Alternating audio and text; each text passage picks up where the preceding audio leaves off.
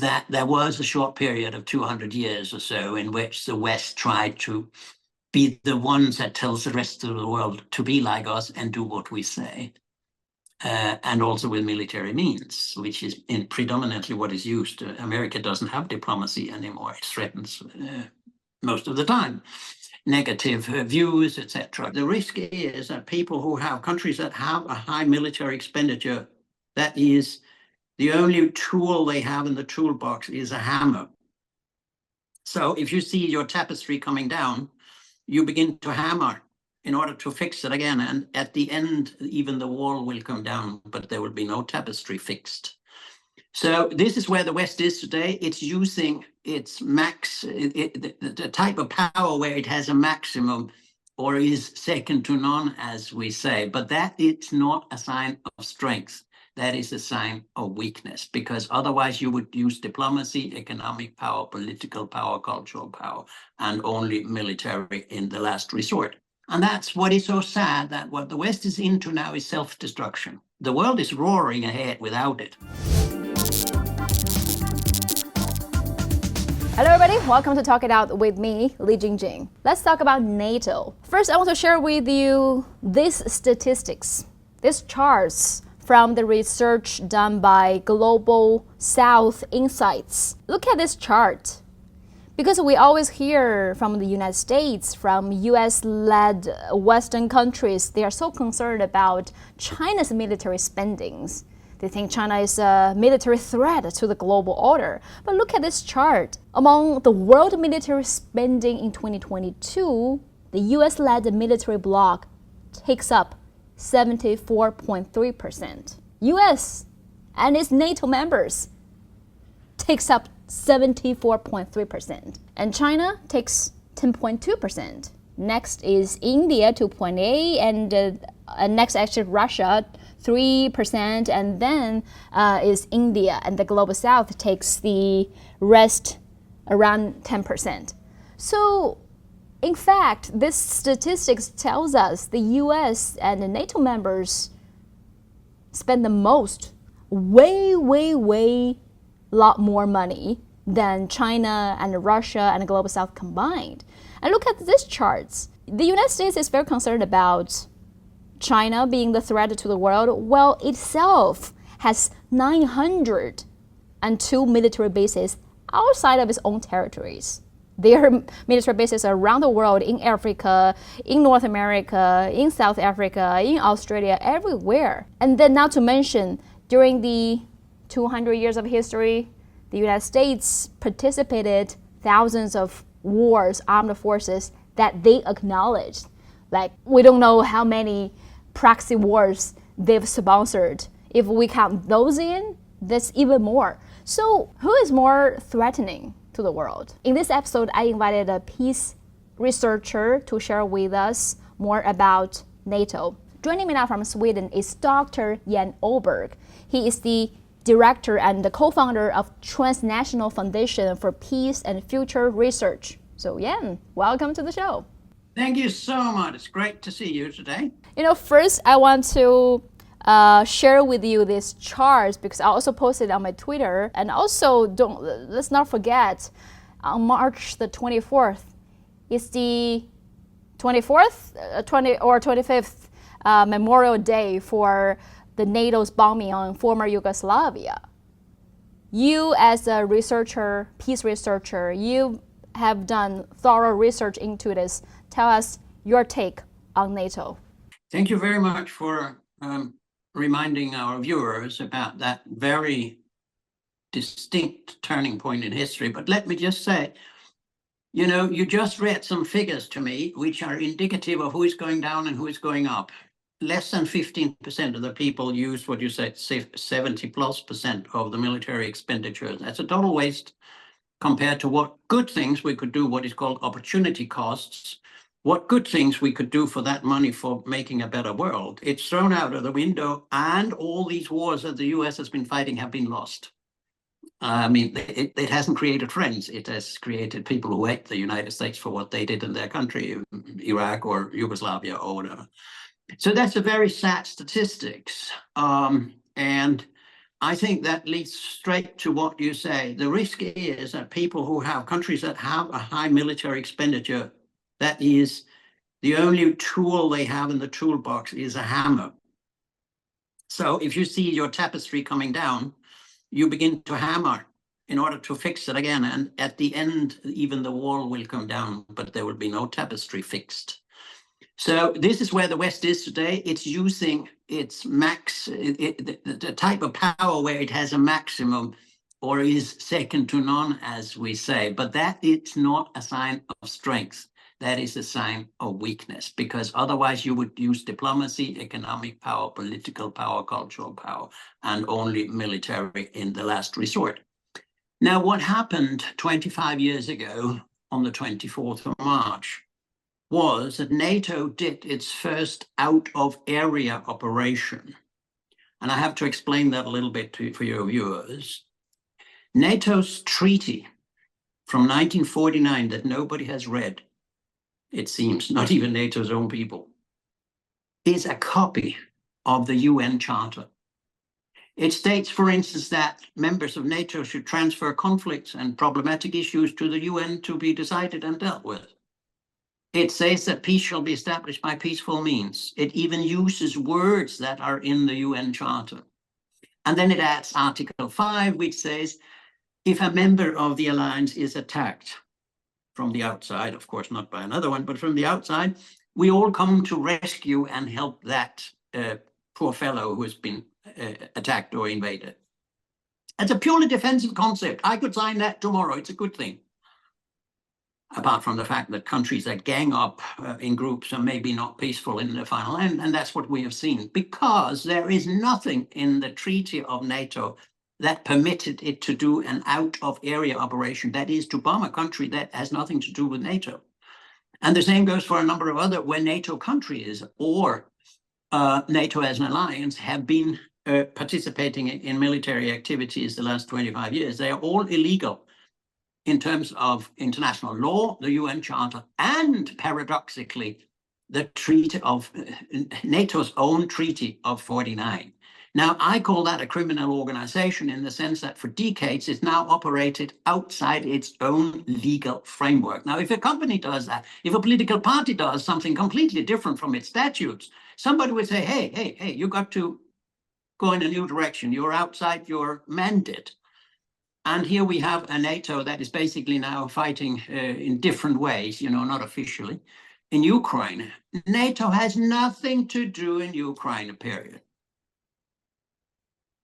And that is a long story short. Now, what happened was that it bombed in Yugoslavia, and I happen to know a little bit about that because I was not only an observer, I was a mediator during 4 years between the Kosovo-Albanian leadership, which at that time was non-violent under the leadership of Dr. Rugova, and 3 governments and President Milosevic, whom I met, trying to find a peaceful solution, going back and forth with messages, writing statements, the ideas that the parties could react to. We managed to put together a detailed plan for a 3 years negotiated solution to the Kosovo problem, without saying what the end result should be, but setting up the structure in which the Serbs and the Albanians could talk with each other.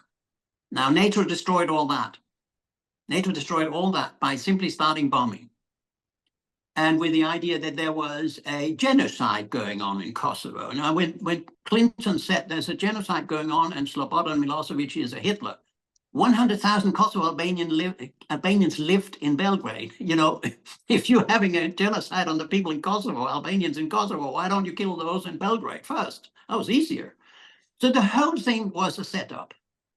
And I've seen that again and again. I've been involved in so many conflicts on the ground. That makes me a little bit different from many academics who sit and comment on things.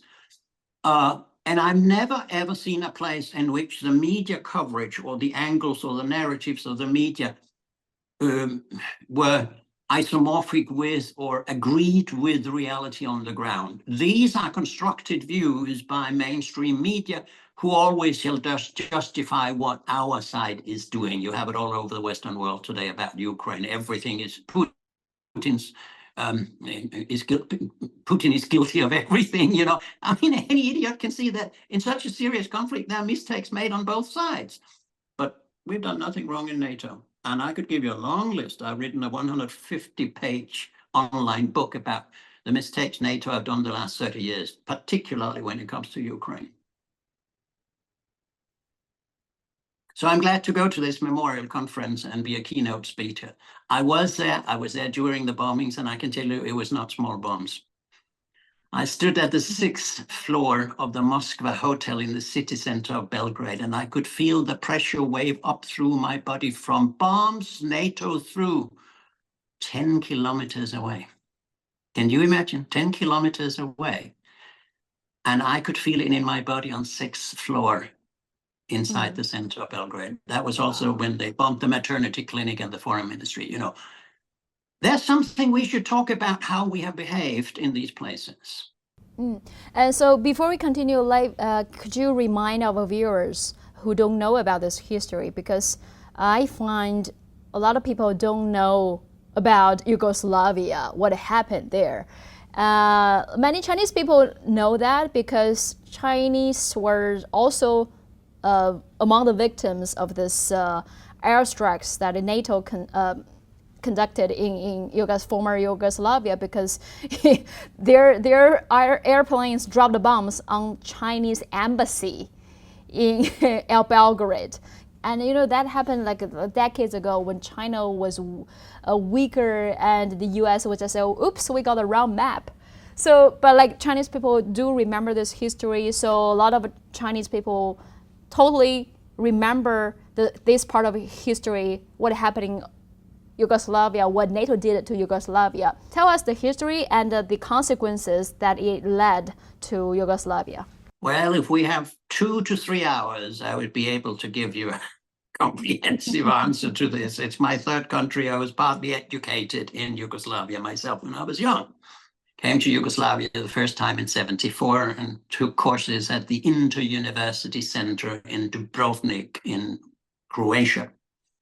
Now, long story short, if you should put it on a formula, which I did at that time, was imagine you have a group marriage of 6 people. That's a difficult thing. And they all find out somehow that they don't fit each other anymore. What you need is either a psychologist or a lawyer or both. And there was nobody who could help the Yugoslavs, if you will, the people of Yugoslavia, to live more peacefully together. Everything went well. High economic growth after the Second World War, where they lost tremendous amount of people. They know what war is like, the Russians do.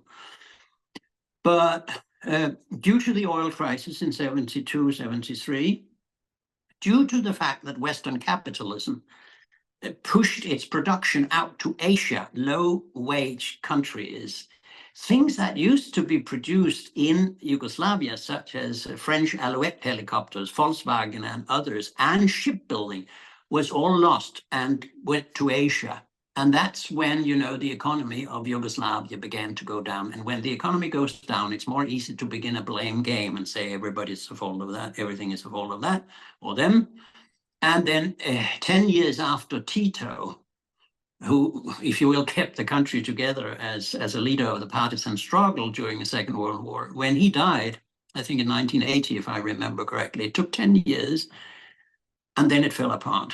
Because you have to have something that keeps such a diverse, extremely complex country together. I mean, I used to say to my students, if you can kind of in gross terms understand the complexities economically, politically, culturally, language-wise, etc., historically, trauma-wise, of a religion of Yugoslavia, you can probably manage most other conflicts, because there are very few conflicts in the world that are half as complex as Yugoslavia were. And those of us who knew about this always warned, for Christ's sake, don't go in and split the country. Don't recognize Slovenia and Croatia out of the country, because that means war in Bosnia. Now, I'll not give your viewers the whole story about that, but we were 5 or 6 experts who said, don't recognize Slovenia and Croatia out of Yugoslavia, because that means war. That's what the EU did, and later on was given the stupid Nobel Peace Prize for. for having created the biggest war at that time in Europe.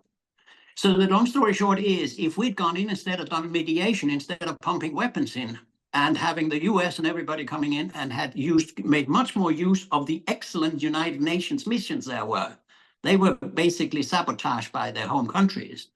If we'd done a lot of things differently, we could either have kept Yugoslavia together in new ways, or we could have split it in peaceful manners, conversation manners, negotiation manners. But what happened with the ethnic cleansing of Serbs in Croatia, with the splitting of Bosnia, with the Dayton Agreement that any idiot could see who knew peace could see would not work, it still doesn't work. And the bombing to carve out a second Albanian state in Europe, all this was totally, I mean, it was absurd theater, if you ask me. But those of us who said these things at the time were not listened to. I happen to be a co-author of the largest work about the dissolution, and it's called Yugoslavia, What Should Have Been Done. And that's what a doctor asks himself or herself if the patient dies. But NATO should never have done what it did. And it was a criminal, or in terms of international law, illegal action. It had no UN mandate either. And it did not solve the problem of Kosovo and the problem Serbs have with Kosovo and with Albanians and vice versa. So the whole thing is a tragic thing, and it's not the only case, but 25 years when NATO completely changed its policies, went out of its own treaty. There's a straight line from that action 25 years ago and what goes on in Ukraine today. It's about NATO expansion. It's about military instead of diplomacy. It's about showing who is strongest. And it is about intellectual and moral disarmament. The more weapons you get, the less you seem to think. And that is dangerous. We are in a dangerous situation in today's Europe. But recently, as we know, Sweden and Finland has been dragged into NATO. How do you feel? You are a peace researcher based in Sweden, and now Sweden is a member of NATO. Yeah, we're both laughing at the kind of black humor because, you know, NATO is everywhere, also in Swedish and Finnish and Danish media, called the defensive alliance. Now, it's not defensive for three basic reasons in its own doctrine. It's built and based on nuclear weapons. They are never defensive because nobody wants to use nuclear weapons on their own territory. They want to throw it on somebody else's far away. That's offensiveness. Mm-hmm. The second thing is it's offensive deterrence, meaning I try to deter you from doing bad things to me by being able to long range kill you where you are. Whereas defensive deterrence would mean something like the Chinese wall. If you come to us, you know, you won't get in, so to speak. That's defensive deterrence. And the third thing is forward defense, forward deployment, as close up to the Russian border as you can.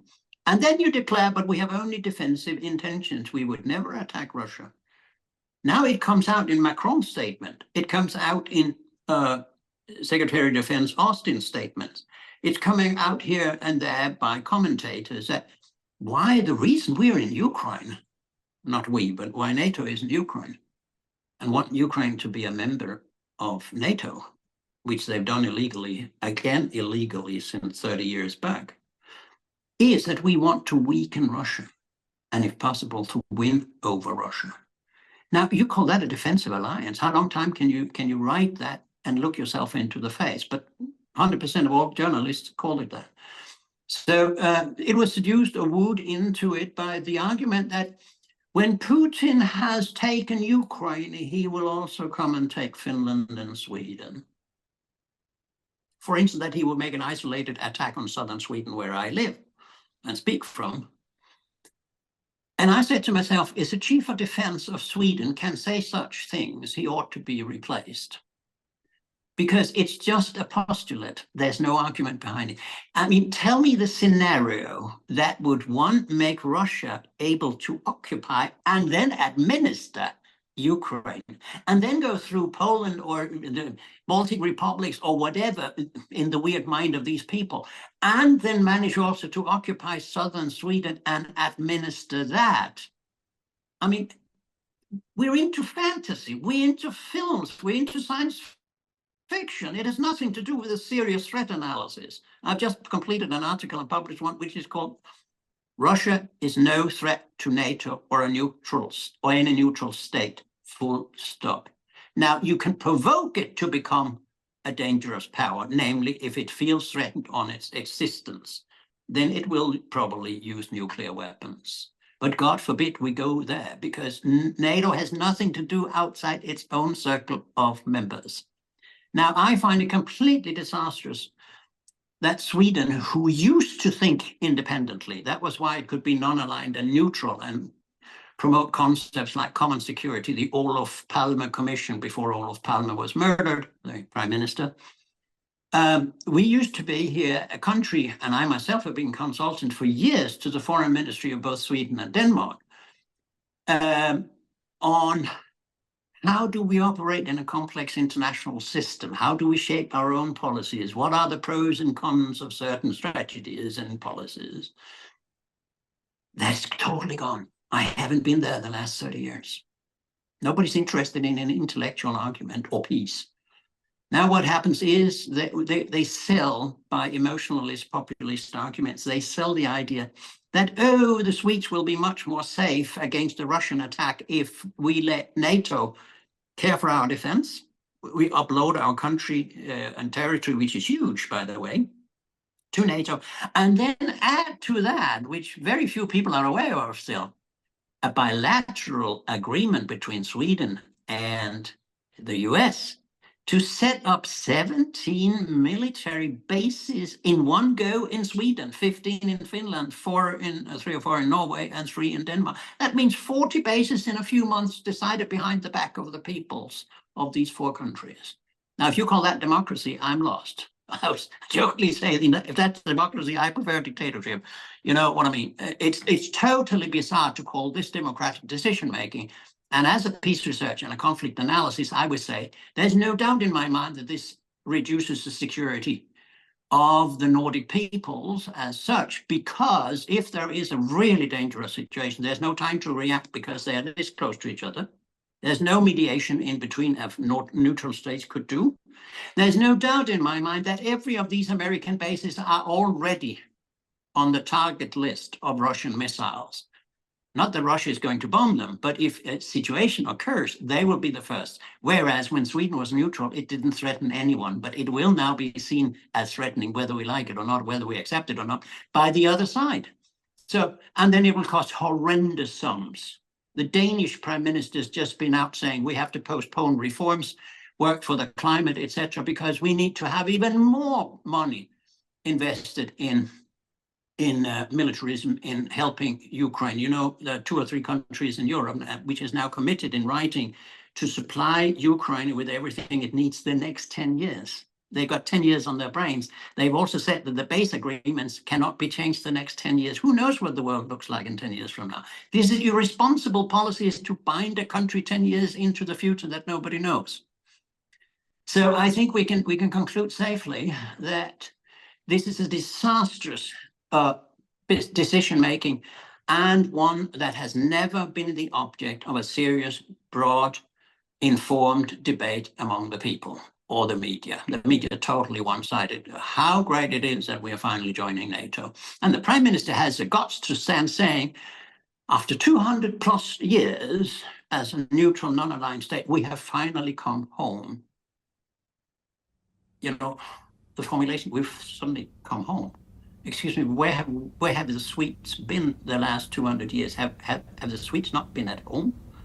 No, the argument is we've finally come home to the countries of democracy, freedom, and security by being made members of NATO. Final point about that. The sad thing is that from a historical point of view, they have now joined Titanic. The US is on its way down. It's going down because of the militarism and undermining of the civil economy, where they so much needed to be able to compete with the changing world, including China's technological development.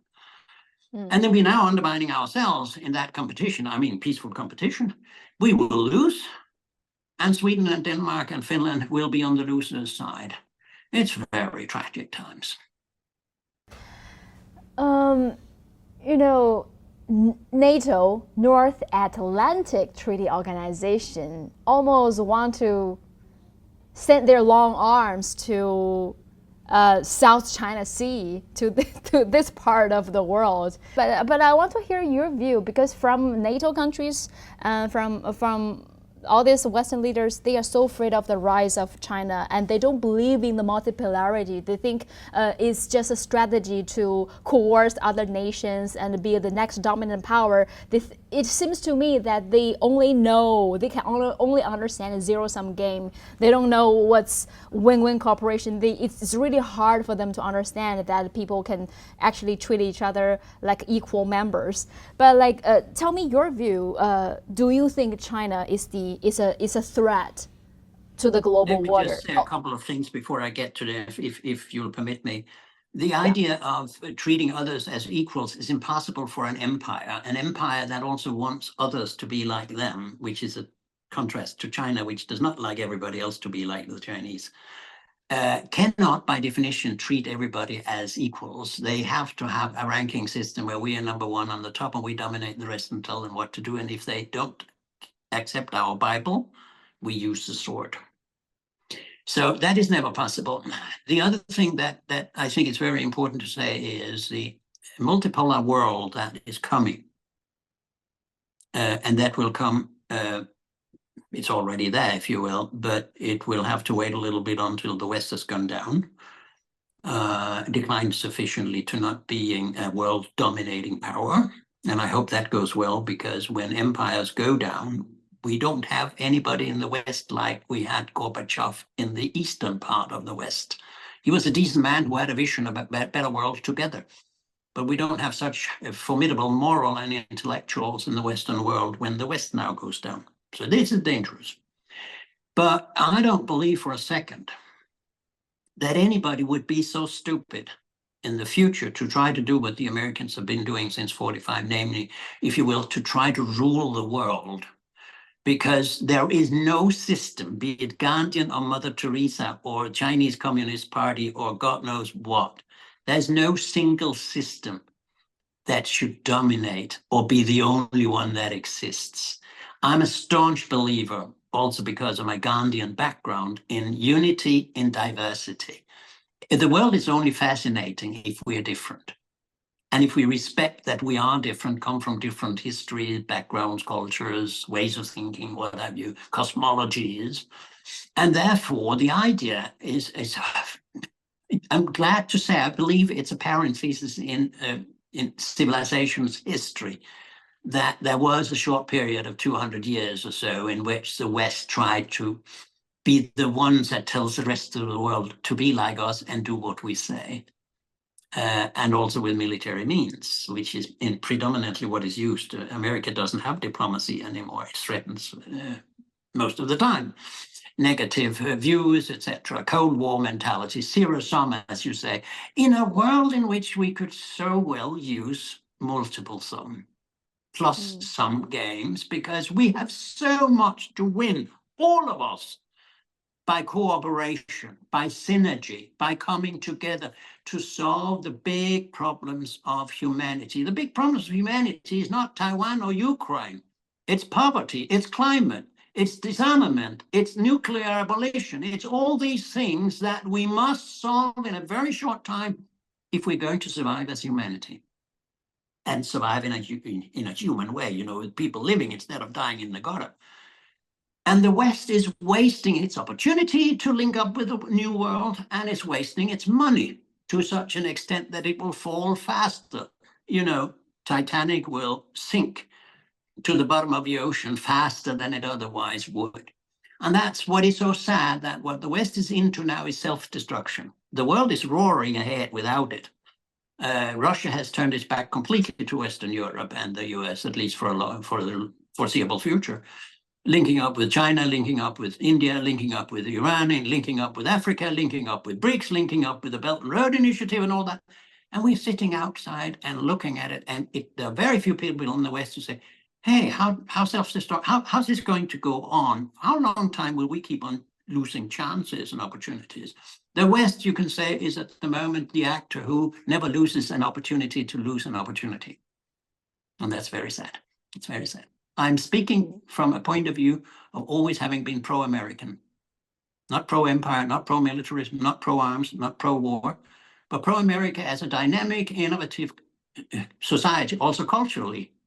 You know, my generation has gotten so much from the United States, whether Bob Dylan or Robert Rauschenberg or whatever, and now it's all lost in militarism's gutter. That's really, really, really, really sad. So I hope that we will see a much better world with human democracy, cooperative democracy. And one thing that is very important for the future is, if you want democracy in the world, and democratic governance, not government, governance in the on global level, we've got to reduce all kinds of violence. Democracy is about talking with each other, listening to each other, asking each other questions, respecting others. It's the opposite of militarism and warfare, because in those activities, we don't respect anyone. We don't listen to the other side. We just are blindly, continuing our own policies. But the day we say, hey, let's come together and talk, dialogue is a better idea than warfare, we have advanced human civilization. And that's what, in all modesty, my foundation and I are working with a long-term perspective in which a much better world would become possible. And I believe in it, and I'm working for it. And I hope I'll see it while I'm still alive. Hey, have you signed up to my weekly newsletter yet? I've created a weekly newsletter on Substack. If you prefer reading news, about China and other international pressing issues, if you want to look beyond the mainstream talking points, make sure you subscribe to my newsletter. You will have your news delivered to your email. Do you want to be a content contributor as well? If you want to get your articles, your stories, your perspectives being published, let me know. Here is my email box, jjnewsletter@hotmail.com. Let me know. If you prefer watching short videos, you can find me on TikTok. My name on TikTok is I am Li Jingjing. If you prefer interacting, discussing with people from all over the world, you can find me on Reddit. My subreddit name is News with Jingjing. If you prefer watching long videos, you can always stay here on YouTube. And I'm very active on Twitter as well, right? I will put the links of all my platforms in the description. I've been working as a journalist in China for more than 10 years now. I report stories related to China and also other international issues, but voices like mine are often being neglected, censored, or even attacked by Western mainstream media. I don't know, maybe one day these Western companies probably want to erase me from their platforms. So it's very important that you subscribe me on multiple platforms so you can always find me. Thank you so much for supporting me for such a long time. See you next time.